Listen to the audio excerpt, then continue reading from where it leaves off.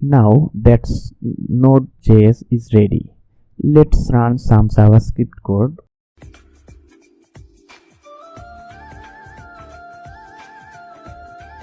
Open your favorite text editor. I will use Visual Studio Code here.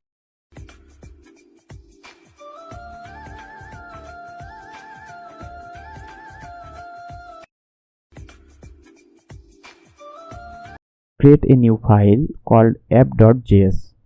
In this file, type in a simple console log message like this.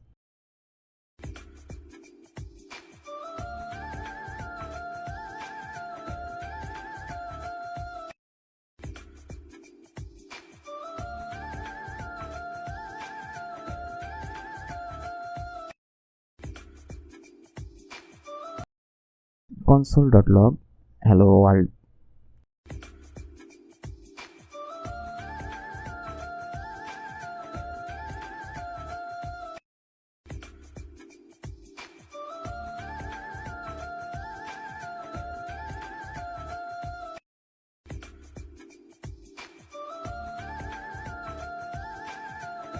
Now save the file to run it.